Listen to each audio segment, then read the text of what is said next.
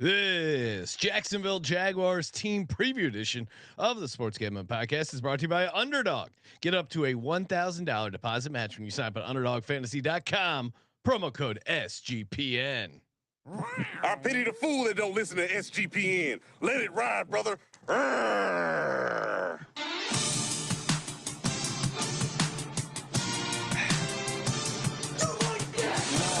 Cox.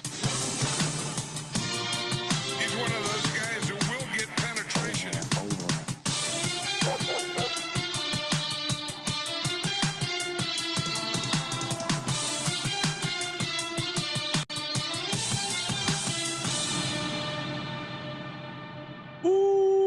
Welcome everyone to the Sports Gambling Podcast. I'm Sean, Stag of the Money Green, with my partner in picks, Ryan, Real Money Kramer. What's happening, Kramer? This is gonna be an awkward episode because it used to be that God hated him. Yeah. Then God had to like him. What was that? Well, were you not here for the pandemic? Yeah. We had to like. It was we were being forced to like certain things, and now God loves them. Does he? Yeah. Okay. We are here talking about the Jacksonville Jaguars. Joining us in studio, the laddie daddy himself, a Jag guy, what CJ Sullivan, bottom line bombs. What do you Jag fans call yourself? Jag offs, or what's the term, CJ? We're getting real loose with the language already up top. Really? Here. We No. got hate speech going on. We got love. I mean, yeah, you can call us some Duval heads, and we listen, Duval. as you know, the Eagles are of course my main team, but Yeah. Jacksonville is my Gumar. You know what I mean? And when you go down south, you know it's serious. Mistress is a serious position you get to have. Other conference. The families don't know about each other. Like there's SEC coaches that have like two separate family units, you know, instead of doing Cell phones really killed a lot of things. The internet. Sure. And you mentioned the Dudes that have families 3 towns over. Right. the separate That's a families. little more uncommon now. Cheating on the wives. Steffi Smalls from the Steffi Smalls show shared a TikTok where this girl was like, "Hey, give me all the tea, spill the tea, give me all the gossip.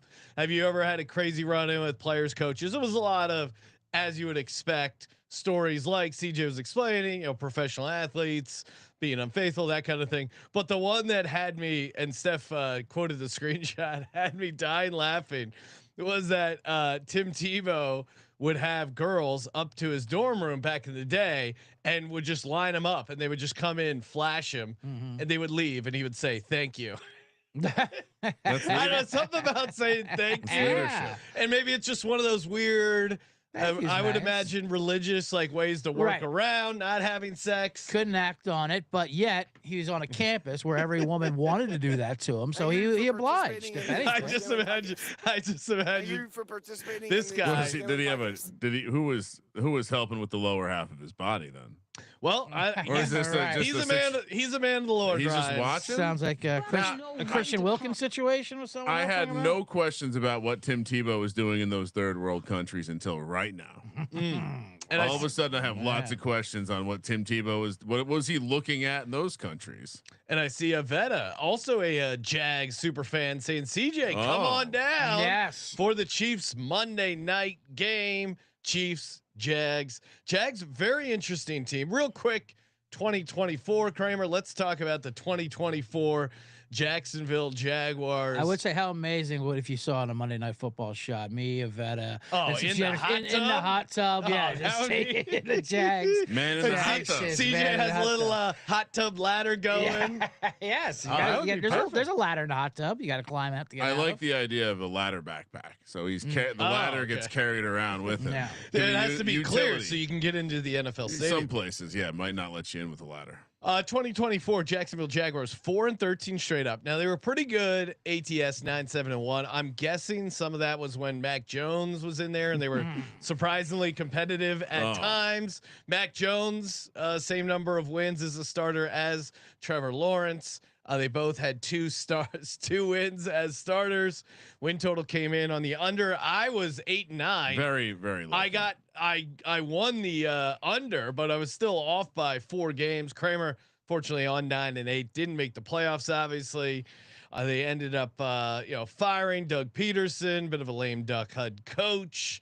Now they come in, new head coach Liam Cohen. You got the him saying Duval. Yeah. Who? By the way, I was fully like in the calendar. It does say fade the Jags at all costs. And I, since that interview, everything's gone right for the Jags. In my big move, trading up to get Travis Hunter, which especially if we're just isolating to 2025 like that, move a lot. But that's a winning move. Yeah. Also hiring a coach like Liam Cohen, someone who we shit on gloriously last year in the Bucks preview.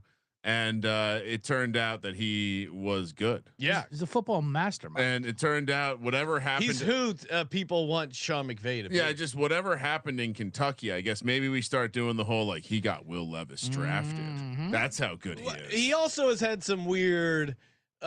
Kind of where do his loyalties lie? There was that thing where he told the Bucks he was coming back, and then he is going to go with the Jags. Right, he's a young. That's what they do. They ghost. That's what happens. So they say, no one breaks up with anyone. Right. They just you block the number and move on. That is pretty sweet. Very strange. The turnover margin was -15 for the Jags, so that's certainly a sign of regression. Then you look at the 1-4 in 3-point games, 3-10 and 8 in 1-score games. Essentially, I think those are some like definite reasons to be optimistic about this Jacksonville Jaguars team bouncing back. But you want to mention we were talking coaching staff, and you're just going to gloss over the defensive coordinator as a reason to be optimistic. We got Italian. We got Italian. Have you not seen the clips of Campanelli? And Anthony Campanelli is getting Saxonville back to where they belong. Right. I assume that's how it's pronounced. There's no H. Yeah. Ryan, do you know what? He has only been a defensive coordinator once previously in his coaching career. Now he's also relatively young, 42 years old. He's older than the head coach, 39. The GM is 34 years old. But Kramer, when was he a defensive coordinator in his coaching career? It's happened once. Like you're asking me how long ago? No, just what team was it for? Rutgers. I was going to guess Don Bosco. Don Bosco. Really? Prep? I didn't even know that. I seriously did not look that up. I knew he went to Rutgers, so I was just going to guess some Jersey high school. That's the right connection there. Don Bosco Prep's a program. That would be the program if you were a football guy from Jersey. I hear that. I'm like, why did he waste his time in Michigan then after that? He should have went right to Jacksonville as a defensive coordinator. I know he's a Packer linebacker coach, but he's got a lot of ingredients you like. They love him already. I mean, have you listened to him talk? Yeah, Andy's great. I think you want to do yourself a favor. Let me hear some Anthony. Do yourself a favor and just. There was a clip that went a little bit viral in the spring where he was having a passionate speech with some players. Well, he does seem like the seasoned veteran there. They love him. Now the early training camp reports, Travis Hunter, it does seem like he's. Just if you're looking at the raw snap counts, a little bit more defense than offense, but it does seem like they're going to be CJ. Where are you at as a Jags insider? What percentage of plays is Travis Hunter going to be on the offensive side? Well, I mean, that's obviously it's impossible to predict. How dare you? But yeah, I think. No, I'm just like rough guess because in my head, right. I thought they would be like, all right, he's out there for 100% of the snaps on defense, and then we'll figure out some packages. He'll maybe be out there for like 30-40% of the offensive stuff. Why have him on first down, second down? Because what amazing, they need him. For both sides actually. The secondary is bad. They need a start cornerback, but they need a wide receiver too, and he is the wide receiver too there. And like behind him, it gets pretty bad. It's like Damani Brown, things like that. So I think he's going to end up. I'd say like 60 to 70% of offensive snaps. Okay. So you mentioned before we went live, Sean, that based on what you had been reading, he's playing defense. He's getting more defensive snaps. That is false. So up until updated today, he's had 48 snaps on offense, 47 on defense. First 2 days were offensive days. Next 2 days were defensive days. He's back on offense today, Monday, July 28th. I will say in Sean's defense, he needs more work on offense. Like definitely. He's more like how many he's trained more did you say total?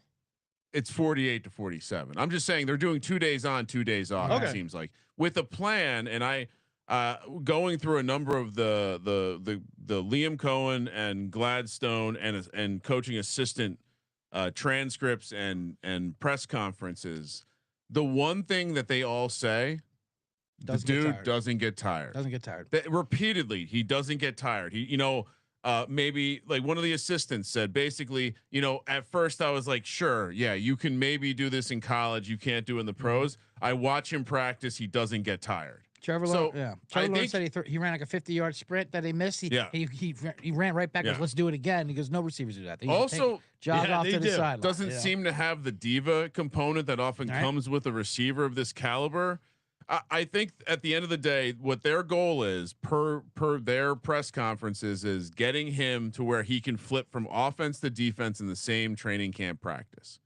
And so I would say if you're following this and you want to get an idea of what he's going to do in games, if by the end of training camp he's getting snaps on both sides of the ball, that means he's ready from like a preparation standpoint, and they feel comfortable putting him out there. Now, still, as someone who's watched football for a long time, it seems obvious that he's going to be able to play defense with less like prep and focus than the offensive side. So why not start him there full time and install some fun packages for him on offense? But even in that scenario, you're still getting a lot of Travis Hunter. Yeah.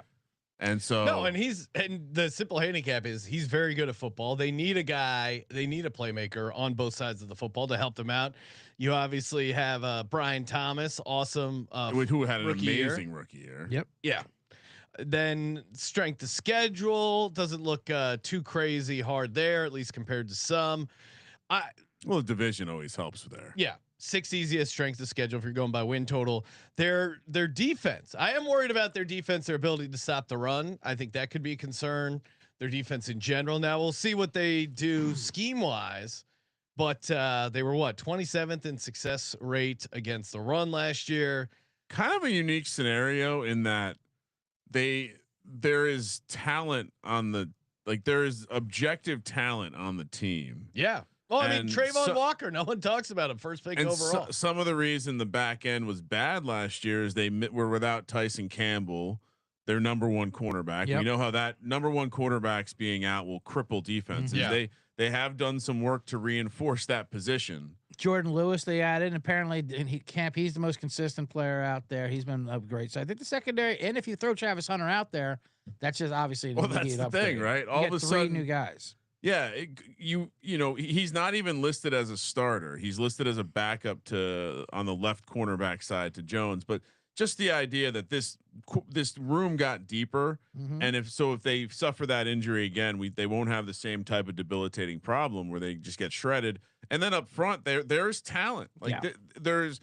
I mean, this is CJ's been calling them Saxonville for years, and legit first round talent and Walker and Hines-Allen, who's still working to get his name all the way back. Trying to get his name all the way back. Trayvon Walker's got his sea legs under him now. I feel like he's kind of not figuring out the league, but like he's a real problem now. And Josh Hines-Allen, we noted before when we gave out our futures. When I gave him out as defensive player of the year and sack leader at 70 to 1, 100 to 1. He's down to his fighting weight originally of 265. He was at 290 last year. All the Kentucky coaches demanded that he stayed in Florida to onboard Cohen to make him ring. He's become a real leader this year. I mean, Sean, you say to not like I don't see what there's not to like about this Jacksonville team. Well, and we haven't. We're how many minutes in? 14 minutes in. Right. We haven't talked about old Goldilocks himself. Sure. Trevor Lawrence. Okay. Last year, 11 touchdowns, 7 interceptions, and 10 starts. That to me is the biggest concern. I kind of think Trevor Lawrence sucks. 22 and 38 as a starter. I get these are all facts. This is his time to shine. But he's also had other talented people around him. I think at some point you are what your straight up record says you are. 22 and 38. And he's also coming back from a non-throwing shoulder AC injury. He also got knocked around concussion wise last year. So that to me is, I don't know if I believe in Trevor Lawrence. A lot of the other stuff, I can see the optimism, the turnover margin, the 1 score games, the new head coach, Liam Cohen. I think Liam Cohen should make his job easier. Get some get some easy guys open underneath. The problem is Trevor Lawrence doesn't seem to like to take the easy stuff, and I don't know if that's an easy habit to break. Where are you at with T Law there, CJ? Well, you make fair points about Trevor Lawrence. It's hard to argue against, the results. I'll say this about him: it's his 5th year coming up. He's still only 25 years old. He's very young.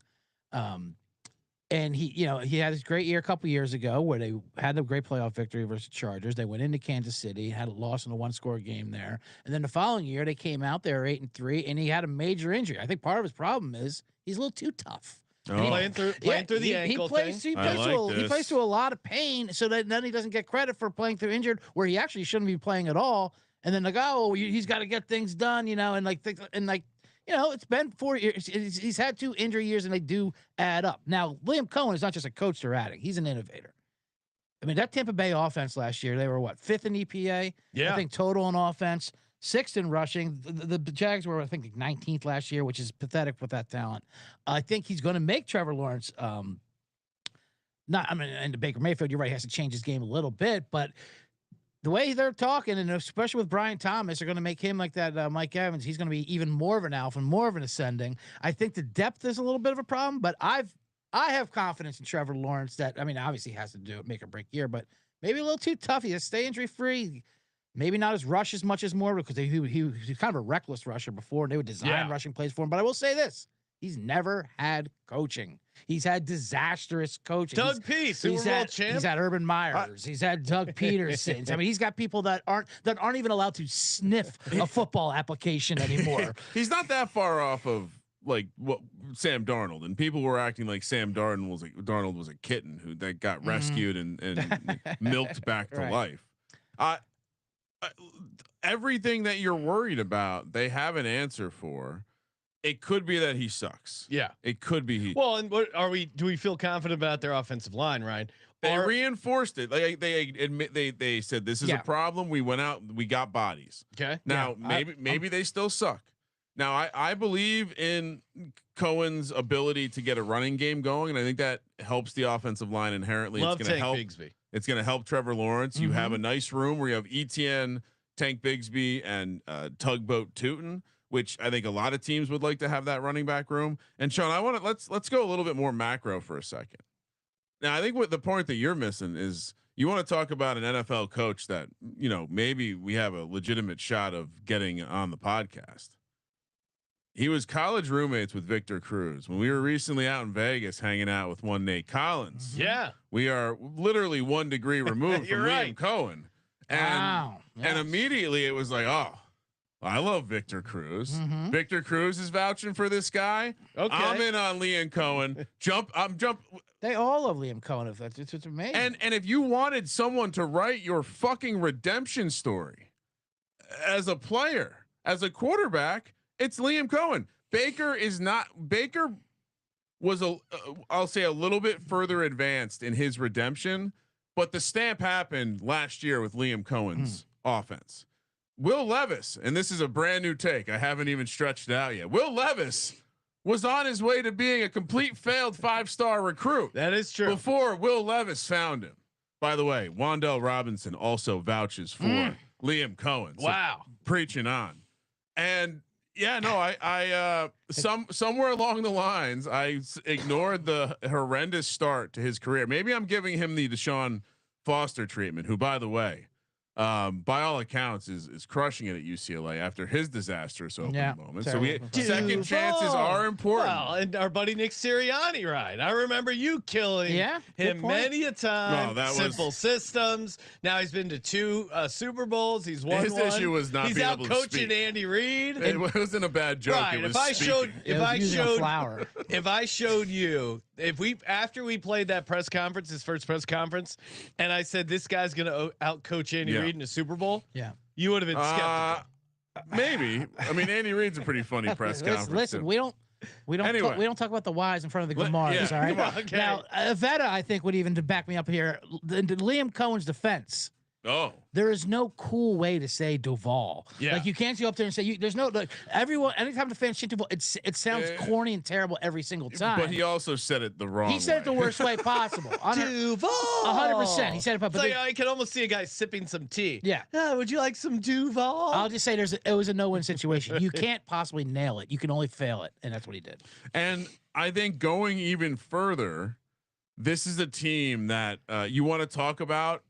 Jot a couple names down for first touchdowns. They brought in some of our favorite first touchdown tight ends: Johnny Munt, Hunter Long, Quentin Morris. It's a who's who, Sean. And you like Brenton Strange. By the way, De'Ami Brown, he was pretty good last year. He joins this team in the slot role.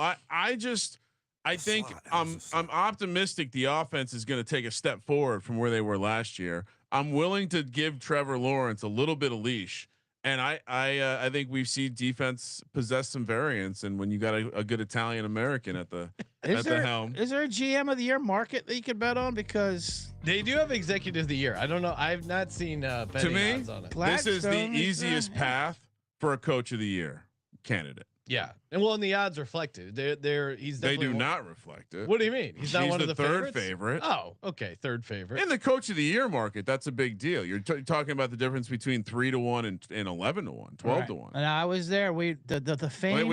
I haven't disclosed it yet, so please, Sean doesn't know yet. Okay. All right. Well, don't say that reveal for the yet. end of the show. I'm sorry. Save it. He'll be so excited. Well, we are going to talk our best bets. We're going to get to the Jags schedule in just a second, but before we do. Reminder, the phrase that pays. That's right. All 32 NFL team previews. We're giving out one word per team of a 32 word rambling phrase that will spell out something. You send in that phrase once the 32 NFL team previews are over. One lucky winner that sends it in correctly will get $1,000 circa NFL future. Can I suggest a fun game for the chat? Sure. When someone shows up late and says that I missed the word, give them a fake word. Give them a fake word. Okay, that could be fun. And then I'll know who is late to the chat. That could be fun. Yeah, and it could be something that makes sense or doesn't make sense at all. All right, this episode word was WAS. Very easy word to remember. And of course, head over to mybookie.ag. Use that promo code SGPN. Maybe you're down there in Florida. Want another way to get down on some action? MyBookie.ag, 100% match up to $1,000. Terms and conditions do apply. Deposit with that sweet, sweet cryptocurrency. There are plenty of great Jags futures, great Jags prices for Duval. So many. Over at mybookie.ag, promo code SGPN. I have a 200-1 Jags play. I like that. I will save when we give out those plays. So stick around. And of course, we're also brought to you by Rhythm. The Rhythm is going to bet you with props. Props. CJ does a much better job. But Rhythm, they kill it, man. The AI backed picks and props. You get your 7-day free trial today by going to sportsgamblingpodcast.com/RITH. Love their stuff. The MLB prop show, which continues a great run. I know they use Rhythm all the time. It's also great for WNBA props. Cannot wait till college, because college FCS totals, they were just straight fire on. And the great thing about Rhythm, you can either build your own model or just cash in on theirs. Lots of ways to win, and it's very easy to build your own model. Let's see. I'll throw out top 5 predictions for today over at the WNBA. Here you go. This is actually a power trend. And let's see. What do we got here? Aces on the money line. You're laying a little bit of juice, but Rhythm loves it. Aces on the money line against the Sparks. SportsGamblingPodcast.com/RITHMM. Get your 7-day free trial today. SportsGamblingPodcast.com/RITHMM. So do we each do an entry with our model and the winning model, like have some sort of fun? I'm down. I definitely once the NFL system. So we each build a model. Okay. And can people follow? The people can follow our models. Then, Project Runway kind of thing with our different models. And then I like that. Yeah. Project Runline. So 5. I think you nailed it. Project Runway, because they're every time you're getting together with like a bunker situation, you need a big project name. Okay, I like this idea. 3 models go head to head. Yes. I'm gonna be locked in. Have you thought about the name for your model? No, Ryan, you spend a lot of time thinking about what you want to name your AI model over on Rhythm, and who knows, maybe we continue to learn how much Aaron Rodgers loves his wife, but we have not learned whether she is a Existing. a human or a non-carbon based entity. I don't know what the progressive term will be for AI beings, but there's a chance that Aaron Rodgers married his rhythm model. Good news is nowadays you can recover from it. I mean, Manti Te'o's on TV. Yes, so he's never been more popular. Speaking of second chances, hey, real quick, you can do a nice "Who's on first" in the chat room there. By the way, with today's word, okay. Like when someone comes in late and goes, "What was today's word?" You go, "Exactly." You go, "No, it's exactly." What was today's word? Yep, was correct. Your assignment. Should you choose to accept it, chat. All right, Jags are in the 7.5 zone, which feels a little disrespectful if you're asking me. It's a situation that some of us have already invested in. The juice is pretty even. Plus 184 to make, minus 230 to miss. That feels wrong. Division is 3-1 now. Some of us have as high as plus 358 in our pockets. Whoa. Conference 34-1, Super Bowl 75-1. I will say, even as someone who's looking to back the Jags this year, it's purely in the context of the AFC South. I don't know how much further I can take it. You're not taking them all the way to win the AFC? I saw what Liam Cohen did last year, also in the playoffs. They did a bad job. Should have won that game had they not just dropped that ball. I mean, they're winning that game if not for that ridiculous fumble. Yeah, that's a big knock against Baker. Which was not the coaching. The coaching would have won the game without the quarterback. So they changed the quarterback. Any other thoughts on the schedule? Big picture. They have what the metrics view as a relatively easy schedule. They have pretty much neutral rest situations. I wouldn't call it out as an advantage or a disadvantage. And 7.5, they're favored 6 times, Sean. And like a lot of the teams we've talked about, just a lot of short numbers. No, I mean, again, their win total right here, kind of in the middle-ish, the low middle. Yeah. They are dogs for a team with 7.5. They are dogs in a bunch of games, but they're almost all short dogs. The counter is pretty easy in that they're the biggest underdog. They're not a bigger dog of 6 or more all season. And even their 5.5 point dogs, I think they'll be competitive in those games. Or I think you're going to be looking towards the Jags in a lot of those spots. Maybe. Sorry. So CJ, anything to add, or should we go through the schedule? No, let's just get through it. First 4, Carolina minus. Well, I'm not going to say the spread, but Carolina's at home, and we love the Florida teams. Specifically, the Jags always catch someone with a wild ass haymaker early in the year. Well, this one's very interesting, and we talked about it when we had Ryan O'Flanagan on for the Panthers episode, because a lot of my handicap is September early. Yeah. You got to smash these Florida teams, Absolutely. the heat and humidity, but it is pretty hot and humid in Carolina. The humidity humidity might travel. CJ's all over. It's a little different in Jacksonville. It's not the same. It's Carolina's hot, but it's not South Florida. Which, by the way, did you know Jacksonville, largest city in the United States by square miles? Well, it's a massive city, and there's a lot of people there too. Now you know. At Cincinnati week 2, which if you're going to get Cincinnati in Cincinnati, you want to get them early.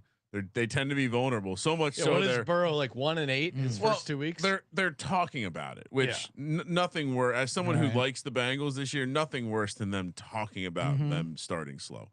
Then you have Houston at home, which I'm pretty sure I'm going to just try to chop things up here. Houston is notorious at winning at Jacksonville.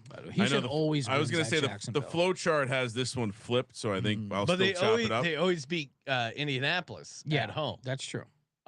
Burrow's officially 1-9 those first 2 weeks. And then at San Francisco, which honestly, there's not a team, and I'm pretty dialed into this, but there's not a team that I don't feel like I've read anything super positive about the Niners, and people are just kind of carrying on with their business as if this team is a clear favorite in the NFC. Yeah. so that's a little confusing to me. I do want to see something from them, especially with all the questions around health. So 2 road games early, 2 winnable home games. Do I just go 2-2 here? Yeah, or do I go 3-1? 3-1 is definitely doable. Carolina's a smash play. Put those in your survivors if you want. Oh wow, okay. I do like the onions that it would take to do that. Yeah, I'll have an entry on Jacksonville there for sure. There's not too many great spots for them actually in the rest of the year, but I do like. Exactly what you said about Cincinnati. I don't like the way people are talking about Cincinnati. Even Cincinnati knows about their early starts. But I can, like you said, I'm not terrified of going to San Francisco on the road. I mean, San Francisco's vibe check is basically just their schedule alone, like how easy their schedule is. The receivers are depleted. I mean, you're just basically talking about Purdy and Kittle out there. Everyone seems to be hurt, except for CMC. But that's a matter of time. They haven't put pads on yet. But yeah, 2-2 seems reasonable. 2-2 from CJ Kramer. What are you doing? Are you officially? What are you doing? I haven't revealed. 2 I was saying 2-2, but I could see myself going 3-1 with the Liam Cohen surprises a bit. That's true. Liam Cohen early on, kind of a Kingsbury angle there. Yeah, you have like a dangling off Shanahan McVay offset revenge spot here. You also the Zach Taylor somehow. Well, I you know what? I think they get one of those road games. Yes. Jags are the talk of the town early in the season. I'll go 2-2. I could go 1-3 because if assuming they beat Carolina, Houston seems to have their number. Now Houston, the Joe Mixon thing, I think could be interesting for them. I do like Houston's defense. I think they can probably create some turnovers against the Jacksonville Jaguars. At Cincinnati, the fact that they seem to have this circle, but maybe they do win week 1 finally, and then have a letdown week 2. I would probably be taking the Jags and the points at the very least. So I'll say 2-2. I'm not out on the 49ers like Ryan. If it's so I'll mention this. The Campanelli did come from Green Bay last year, and they played a particularly good 3 quarters against the Texans last year. They also dominated the 49ers. Granted, there was some moving parts there as well. Perhaps the new defense is going to have some intel. 3-1, lock it in. Yes, 3-1. 3-1 for Ryan. Sometimes you just gotta get out way past your skis and hope you just make it back around and land on your feet. Next 5: Kansas City at home Monday night. Evetta says we're in the hot tub.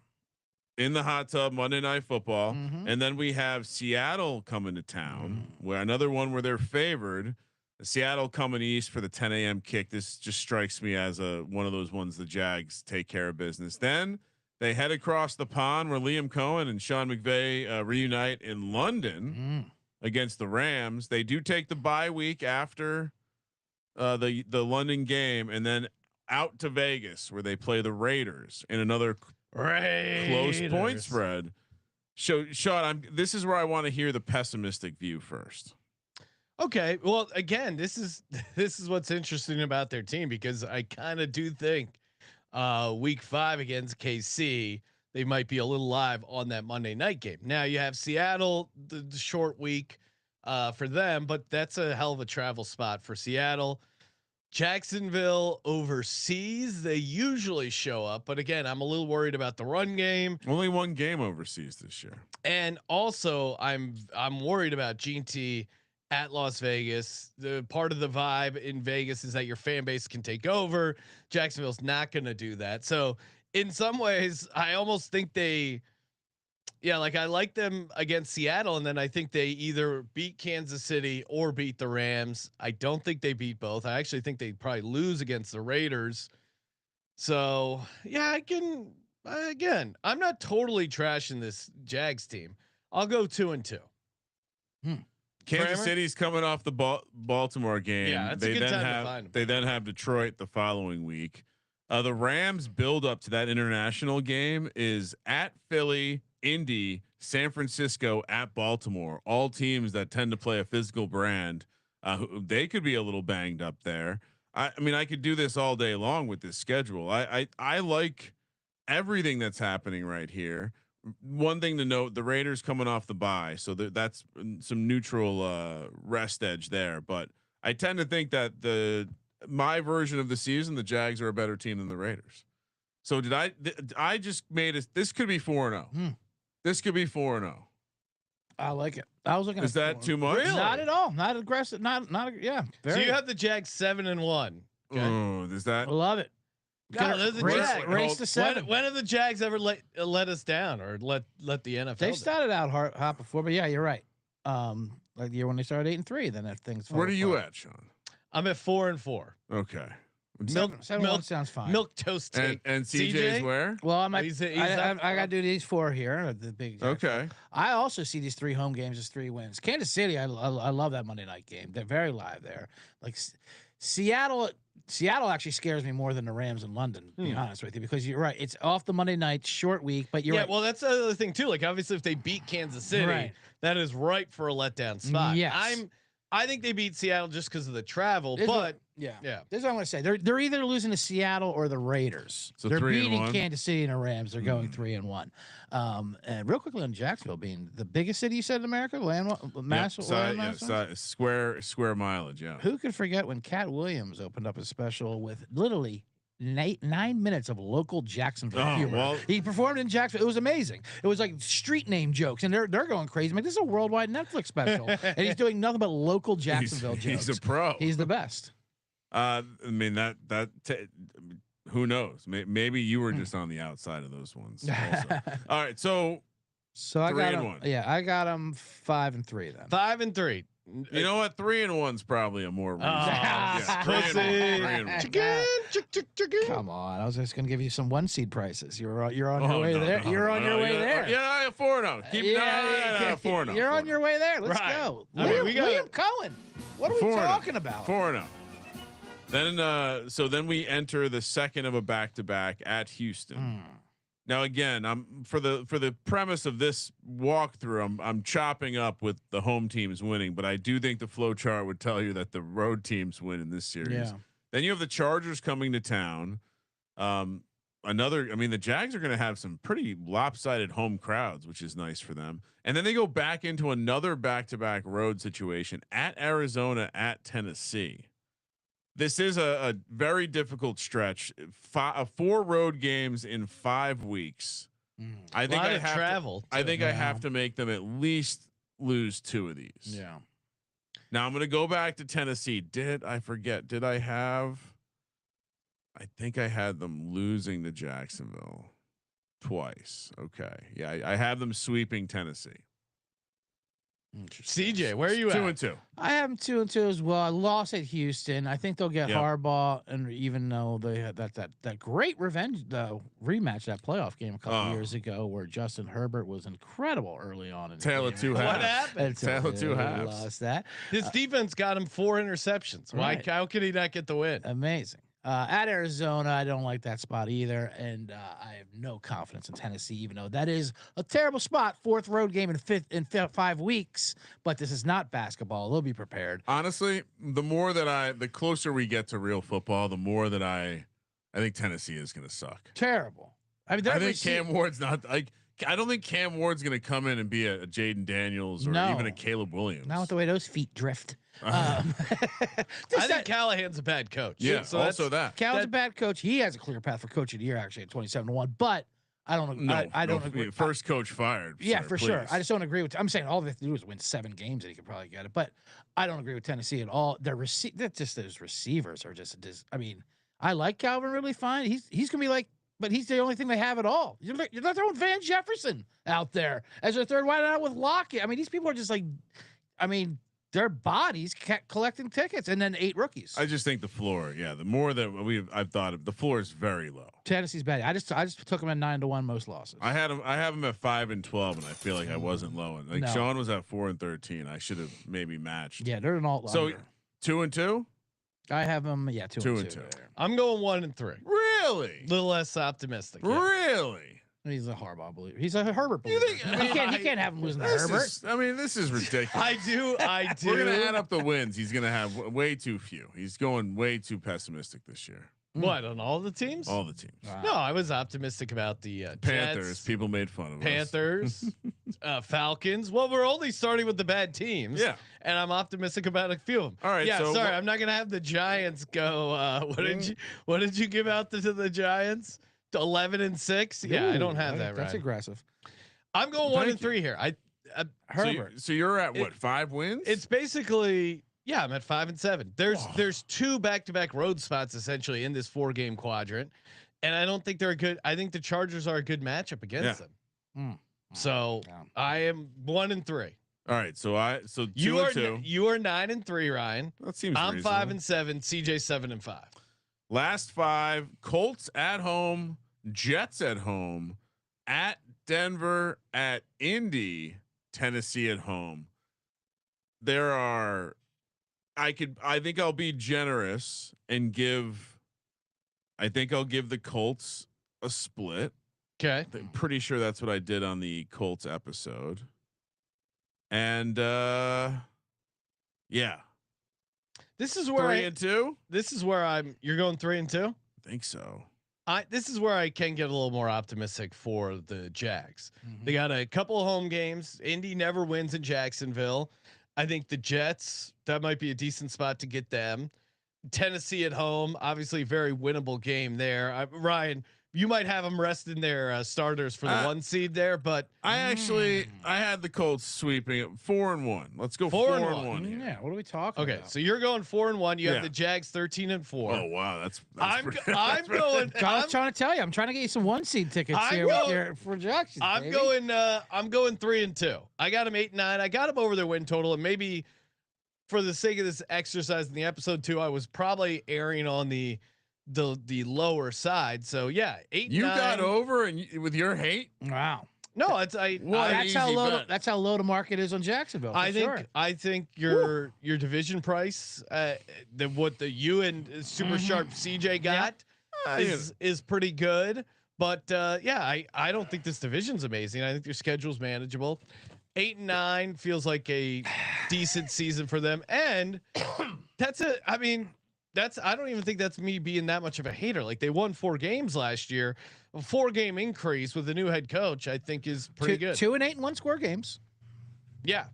No, 8-9 officially for me. CJ, you have them 7-5 going into this last 5 games. What are you doing? I think you hit it right on the head. We're gonna go 3-2, and that's with resting their starters week 18 versus Tennessee. Okay, we are sweeping the Colts, and so that puts them at 10-7. I already have an over 8.5 alt total ticket at plus 205. I think that 8.5 should be the number in general.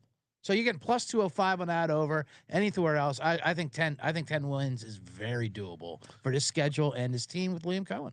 Sean? Yes. I think I love their chances to get 5 wins in the division. I haven't found it yet, but over 3.5 division wins plus 180. Mark me down for that one. I love that. Okay. Now, before we give out all our bets, sorry, I'm just giving you the obvious. Well, okay, Ryan. And the obvious thing is come hang out. Sign up for the Circa Million contest, Circa Survivor. We were just talking about ways we're going to attack Circa Million. I saw someone in the chat, Ryan. They said they are going to they're coming for the firm handshake. And so come out, say hi to us. Contest weekend is a great weekend to be out there to sign up for the contest. Of course, you can sign up any time between now and the season started. I just realized how that sounds. That someone's coming for a firm handshake for me. You have to know when to come. Jesus, what have I done? You can anytime between now and when the season starts, you can sign up. And I heard Fezzik was saying he has a theory that if the Cowboys beat the Eagles, he's going to sign up for way more of the Survivor entries because of the EV opportunity it creates. What do you mean? Well, he thinks people might be on the Eagles. I don't know. He's got this whole theory. If I was going to do the early entry, if I had money to burn, like some people, they just do the max 10, then they burn it for Thursday and then they rebuy if it loses. I would put it on Dallas. Hope you get that. Then now you got live tickets going in there with the Cowboys in there. And you probably knocked out a bunch of people on the Eagles. Why would you burn it on Philly? Super fun. Cannot wait to get into Survivor Strategy all season long. Circuit Grandissimo, 100K entry. We are discussing with investors. Podcast at sgpn.io if you're interested in that. Anytime you're hanging out downtown Las Vegas, circa Golden Gate or the D, promo code SGP15 get you 15% off. And when you're signing up for these contests, you need a proxy to put in your picks each week. Go to footballcontest.com. Use our promo code SGP. Get $50 off your proxy fees. Footballcontest.com, promo code SGP, $50 off your proxy fees. And of course, we're also brought to you by Underdog Fantasy. Best Ball Mania happening all summer long. We're going to be doing a live best ball draft later on today, Ryan. YouTube.com/sportsgambling-podcast. Love Underdog Fantasy. 15 million in prizes for the Best Ball Mania tournament. It's also great to just fire off some pick'ems. Pick'em, you go crazy on the pick'em, the higher lowers, you can get up to 500x your entry. Head over to underdogfantasy.com. Use the promo code SGPN. Get a deposit match up to $1,000 of bonus cash. Underdogfantasy.com. Promo code SGPN. So, in addition to my lofty prediction on the Jags, obviously love them to do well in the division. I did want to show some of my work. Okay. This first, we have March 22nd. Shout out to March Madness. $1,325 hand pay for which team? Jacksonville Jaguars. Jacksonville Jaguars. Wait, now do you write what team? Yeah. On the back, I always write the team. The accountant asked about it. What's this? Don't worry about it. It's like putting a memo on the check. It's not necessary, but it's a nice little thing. I thought it would have been hilarious if the tax document put it on there. For sure. Okay. Yeah, right. July 4th was out there. Bonus day. This was at. This is how you can tell it was DGen activity. I went back to the machine, or I don't know what I was doing, but 12:52 a.m. Mm-hmm. You know I'm a degenerate. On July 4th. So it was. So that's the morning of July 4th. So July 3rd night. Pretty much. Okay. Right. So that was not the night we. That was not. I was going to say that was Stargaze. That was 24 hours before. Yeah, that was before that. We were in the sports book. $1,237, barely a hand pay. Jacksonville Jaguars. And then shout out to Slotapalooza. The slot. How's the slot? On slot 6:48 p.m. Holy crap! This is right before the show, Sean. Right before the show, I got a hand pay $1,228. Oh my goodness! And which team? Jacksonville Jaguars. So we've had 3 hand pays this offseason. If you believe in the fortune telling capabilities, Mike in the chat saying you guys know they went 4-13, right? Mike not being a super. Does Mike know they went 2-8 in 1-score games and had injured quarterback situations, and then now they have Liam Cohen as their coach? They also went 2-8 in games started by Trevor Lawrence. 100%, but they didn't have Liam Cohen in their coordinator, who had the Buccaneers Magic as the touch. 5th EPA and all. So as we mentioned earlier, we got a great price, plus 358 on that fabled night in a paper ticket. I still advise my clients at 3-1 to take the Jags. I'm not taking the make playoffs. I'll be honest. I don't think this division is getting 2 teams in the playoffs. So we're taking the division price. So not only are we taking it by itself, CJ and I worked these up. Yep. We're taking Jags with the Bucks. That's going to pay about 9-1. Mm-hmm. So Jags, which AFC South. I take that back. The price is probably not. Wait, as what good is now. what is it? Jags and Bucks To win divisions. just win divisions. A win division parlay. Little South Division parlay. Jags, AFC South. Yep. Parlayed with the Bucks, NFC South. NFC South. Me and Kramer are both in on this. Yeah. 9-1. Okay. It's about. Well, you know what? Yeah, we'll call it about a 9-1, and then we got Jags with the Detroit Lions. Mm-hmm. We really when this one came. I think we both did this one as well. Right? Yeah, this one we're both in. I think. Yeah, right. Same ticket, right? Same ticket. Yeah. This is This is the shared ticket. We didn't. What is? How much is that one? This one pays about 11-1. 11-1. Or sorry, 10-1. 10-1. Amazing. And then as who was in the chat? Mike mentions in the chat. What's the key to winning Coach of the Year? Starting at the bottom. They had 4 wins. They're in a division with. Legitimately, they could sweep 2 of the other teams in their division, and people wouldn't be shocked. They have a coach that has authored multiple redemption stories, and he's coming fresh off a season taking Baker Mayfield to the playoffs with a electric offense and a just enough defense. Yeah. And that didn't even have an Italian American at the defensive coordinator position. So I'll stop talking after this, but my biggest bet of the offseason is Liam Cohen, coach of the year, plus 1,200. And this will pay out 5 figures when it wins. I'll say this: when he was making the bet, this is when we were in the sports cook, if you will, down there. And we were cooking. We were cooking at the end of the night. This bet, he stood up, he declared it to himself, had to button the blazer, like he had to present himself for this. Well, I was talking myself. No, absolutely. You're talking something. It's happening right now, and he said the amount out loud. I go, oh, okay, that's a lot of faith in Cohen. I'm with you, but not with you, but let's go. And put it up, tie, proper, and it was held up for everything. It attracted some attention. I'll just say that, even at that hour. We'll have 13 entries in the Survivor. When this Whoa.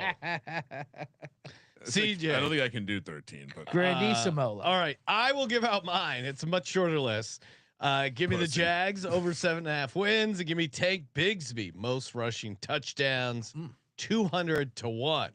Looks like he's leader in the clubhouse right now for carries. Again, it's early in training camp. Good luck. Why do you hate Tank Bigsby so much? I just don't think anyone's going to do enough to crush a market like that. But I like drafting him in fantasy. Like he had 7 rushing touchdowns on 168 carries last year. Technically only starting 1 game. If he gets up to 250 carries and somehow ekes out a carry of the other 2 guys, I like Tugboat better, but I'm drafting him in fantasy. Yeah. So those are my two plays. That would be hilarious if you hit that. Yeah, if my Jag play was the way to go for the Jags, or just in general. CJ, what do you got for your Jacksonville Jaguars? I'm gonna Kramer. You didn't say over 7.5 wins. I assume you want that. Yeah. Okay. That actually might be one of the better bets you can make this NFL season. Like at end of our previews when we lock up 5 win totals, hard to not see this one making my list. Yeah, I think they're obviously going to improve from the 4 wins, and I think them getting up to 8 wins, very doable path. I'm with you on the over 7.5 wins. CJ's over 7.5 wins. He's got over 8.5 wins plus 205. He's on the division parlays with Kramer, and that's AFC South, and Bucks win NFC South at 9 to 1. Also Jags win AFC South, and Lions win NFC North at approximately 10 to 1. AFC South as well. We'll add it for 3 to 1. Although you have a slightly better price in pocket. I love that I made it to the second column for the picks. Swagger Hound saying, Sean, switch to the under 7.5. You know you want to. It is the Jaguars. Every time I believe in the Jags, they fail me miserably. Right. But 8. The problem is the number's so low. If it was 8.5 or 9.5, I could easily smash the under. CJ, do we want to talk about the MVP? Or well, CJ, what else do you got? I got a few other plays before we get to the MVP, because I do have a MVP in pocket as well. Just because we didn't not touch on the running back, and this is a very good running back room, as you said earlier on, with Etienne, Tank Bigsby, and Tootin. Yep. And I don't mind your Tank Bigsby play, Sean, because right now Tank is getting the number one looks, they're saying, within the first team. Yeah. But in training camp, a lot of times they give the guys that need that work to like that moves around a lot. I don't think they're worried about Travis Etienne. It's early. I do have question marks about Tank, just about how good he might be. I think people get excited his rookie year, for everyone's rookie year. We get excited for it, and then they don't seem to be that guy. I don't think they would have drafted Tootin if they did love Tank Bigsby that much. Travis Etienne has history. He had 1,125 yards 2 years ago, or 1,008 yards a year before that. And what Liam Cohen did is not only was Tampa Bay's offense 5th in the EPA, but their rushing was 6th in the EPA. Yep. And he turned around their entire rushing attack with Bucky Irving. Well, it was someone they found in the draft. Sure. Absolutely. No, absolutely 100%. But Bucky Irving is that guy. Are trying to be like tugboats, like Bucky, that kind of thing. I don't think. I mean, listen, I like Tugboat too, but they have question marks too about obviously blocking and picking up the scheme. It's going to take a while for them. Like rookie running backs, they come on the second half of the year. I think there's this value, especially for fantasy guys, whatever, about ATN in general. Oh, I think he's just undervalued. you're zagging hard there. He's going at the same prices right there. I got a nice price of him to lead a division in rushing yards, 25 to 1. Oh wow, Travis Etienne. Travis Etienne to lead the South in rushing yards. I like that. Jonathan Taylor's a chalk, obviously as well as he should be. But other than that, you got Mixon, Pollard, and Nick Chubb. I just like it. I mean, what are we talking about? This is a Waddle retaliation. I like this. I mean, Tank Bigsby is probably the same price, right around there. Actually, I think They're both 25 to 1. Right. I looked at that, but to me, Tank Bigsby, it's like his like smash case is those 2 touchdown games. He gets some of the red zone stuff. I like it in the touchdowns. And if you look at I looked in the AFC South market, 12 to 1 most touchdowns for the division, 25 to 1 most yards. Yeah. I'm just gonna play the long shot, but to your point, that his touchdown leadership price is half the yards price. So, that's why I'm just going to do the full thing. And ATN had the most pedigree of those 3 to be the lead back. Yeah. And get those yards. He has 1,200 yard seasons in him. The other one I've been on Josh Hines-Allen, of course, on a lot of these shows. He's 40 to 1 to lead the league in sacks. Okay. I'll toss that out there. You know, I already have a 75 to 1 depoy on him. But sacks is probably a little more conservative. 40 to 1 is still a great number. I love Josh Hines-Allen this year. I Trayvon Walker too. I just don't think he'll put up the sack numbers that Josh Hines-Allen will. Correct. Other than that, the Travis Hunter numbers are fun. His markets are fun, but it's hard to figure that out with so chalky. I know it's there's no value or like discount on Travis Hunter. I like rooting for him. I was looking for this, but I know on the VSiN show a while ago, one you had me on earlier in the summer when the number just came out. I can't even find it now anymore on DraftKings. We laddered his interceptions for this season. And I think 4 is where it topped off. And that was like at they took that down quick. Yeah, they took that down quick. He's playing full time. I don't think they're in trouble there. Yeah, that's amazing. And then other than that, that's it. Just the total overs. I'm not going to get too crazy with the futures of the championship, but I do think 10 wins is very doable. So I love the alt over there, and I do have a Trevor Lawrence 40 to 1 just because. Out of respect for Honor, you got to do it for MVP for Trevor Lawrence. Out of respect, Travis. Trevor Lawrence. Yes. And what's that number? 40 to 1. I'm sure I had it 41, which is a bad number. I got it early. I'm sure it's worse now. I'm sure you can probably get it 55. I see a 50 to 1. 50 to 1 is great. Okay, we'll call it 50. Give me 50 to 1, which begged the question in the pre-show meeting when we do rehearsals: has there ever been a team where they've won? They had the MVP and Defensive Player of the Year on the same team, the same season, because I have Trevor Lawrence and Josh Hines-Allen having team tickets in each hand, doing the same thing. Can it happen, Kramer? You're the story. We had the research team look into it. And it turns out that it's happened 3 times. 2 of the times was because the Defensive Player of the Year, Alan Page and Lawrence Taylor, also won the MVP, which is pretty badass. Wow. And then, it was San Francisco, Steve Young and Deion Sanders. 2 great players. Alan Page, of course, a famous judge. Lawrence Taylor been in front of a judge a lot of times. So that's how they're very similar. Famous plaintiff. Ryan. World famous. All right. Do we now? I'm sure the EV nerds will say this is a bad price, but entertainment wise. Travis Hunter to score 1 touchdown and record 1 interception in his season debut. They're at home against the Panthers. What do you think that price is? It's not near. It's not enough. What would you? What just rushing touchdown? No, it just says 1 touchdown and 1 interception. Is this the green book? It's the blue book. All right, so it's going to be slightly more fair price, 45 to 1, 16 to 1. No. Yeah. No. That's not good. Pick and a touchdown. To get an interception and to score a touchdown. Now you could do it on the same play too. It's true. That would be pretty awesome. What do you make as anytime? Is anytime? I would make it 2 to 1. Well, you also have to think about the small potential of defense, but I would price it at 3 to 1 because I think everyone's 3 to 1. What would you make his interception price? 5 to 1. Yeah. So a plus 300 parlay with a plus 5 to 1.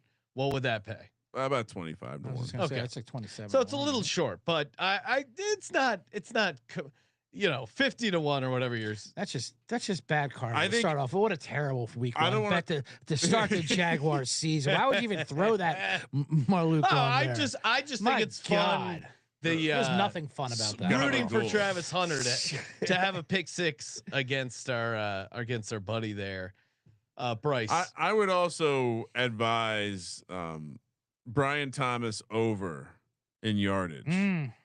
You can get 11:25.5. Yeah, I know. I hate playing yardage season totals because of injury, but all errors. I mean, he had 1250 last year, and they say he's going to go nothing but up in this system. I mean, he's going to have all the targets. Yeah, and I certainly think whatever you're worried about. I mean, they lost Evan Ingram and Christian Kirk. That's a fair amount of targets being vacated. So even with Travis Hunter and others coming, he's going to get a crap load of targets. And like you said, he's getting that Mike Evans role, which means he's going to get some big plays. I'm a little worried about their depth, but other than that, that's why we take the over for his yards. Right. So nothing else from you, Sean. No, okay. I'm keeping it simple. The one Tank Bigsby. I love Tank Bigsby. I'm going to be playing his anytime first touchdown, 2 touchdown stuff. I'm rooting for Travis Hunter. I just don't think there's any, like the value has gone because he's getting so much hype, deservedly so. Second pick overall. Real quick, I forgot I wanted to ask CJ about this. MVP, yeah. No, Jags win the Super Bowl and Trevor Lawrence win the MVP. MVP of the regular season. I'll book that. Yeah. That's it. I'll book that. What the odds on that is probably 250 to 1. 400 to 1. Wow. Should be like 5,000 to 1. 5,000 to 1. Yeah. You all right, how all right, let's break this down now. Well, it's never because you're the odds parlay calculator. You're at 50 to 1. He's 50 to 1 regular season. Yeah. And the Jags are what? 80 to 1 to win the Super Bowl? Yeah, the odds 75. Odds yes. 75? Probably okay. about right. 50 and 75, what would that be? It should be about 3,700 to 1. Okay. But it's correlated, I would think. Yeah, that's true. Probably some correlation. How many times has the regular season MVP won the Super Bowl? That's the research team's going to need some time on that one, but more than it's never one. happened, right? Or no? No, of course it's happened. Oh, great! I was going to say greater than 0. Oh yeah. Yeah, that was going to. No, be you're mine. right. 0, 100%. Tom Brady probably. But there has been like a little curse lately of quarterbacks winning the MVP and then not winning the Super Bowl. I remember Mahomes has had to have done Yeah, Mahomes. You're right. Yeah, Mahomes. You're right. Barkley should have done it last year for crying out loud. Why would robbery that he wasn't there? Why would my computer think I wanted the NBA? That's embarrassing. I feel like Jason Whitlock. I feel like worried about dildos coming up on his site. I feel like Whitlock being like, why am I getting fed these gay ads? Mahomes in 2022. Okay. Kurt Warner 99. So it doesn't happen a lot. Terrell Davis, who again, if you're saying John Elway, the greatest quarterback of all time. Wait, so friendly reminder about Terrell Davis. So you're saying none of the Tom Brady or Peyton Manning years? No, that's what I was thinking of when I said no one had won it. It was some stat kicking around of none of the guys in that stretch. Favre in 96, Steve Young 94, Emmitt Smith in 93. Gross. Montana in 89, who did have Jerry Rice. So I don't know if that's a very impressive Super Bowl. Lawrence Taylor 86, Mark Mosley 82, Terry Bradshaw 78. Terry Bradshaw, I feel like gets no shine considering all the Super Bowls he won, and he was an MVP in 78. He's constantly doing damage to himself. Yeah. I'd say. Well, that one man show didn't help him. Bart Starr, 1966. Did the show get canceled? Yeah, now he's just taking shots at Rodgers and tell him to eat bark. Yeah. I saw Rodgers said he'd like to hang out with him and get to know him. Okay, you can't insult a legend. Although Bradshaw has a prickly career with the city of Pittsburgh. Yeah, it's his stats are awful. Honestly, Bradshaw strikes me as the kind of guy that Vegas doesn't let go. Yeah, like I'm surprised he doesn't have any debt. Strikes me as maybe he does. Maybe he does. Right? We don't know. We don't know Terry's finances. If his show's not happening anymore, like a Morris Brothers situation. Fox is just paying the MGM. Good times as always. 32 NFL team previews. CJ's loading you up as well. Bottom line bombs. Bunch of team previews over there. Get you ready for the National Football League. When we return, we will be talking Seattle Seahawks. Also, very interesting case to be made for or against new quarterback Sam Darnold. A lot going on. What was that? Not as exciting as your sexy Jags, right? The blood flow will be way down in the second episode. All right, and of course, as always, Thank you for participating in the Sports Gambling Podcast. For Sports Gambling Podcast, I'm Sean, second the money green. He's Ryan. Yeah, we're Jag-offs now. Kramer, let it ride. 500.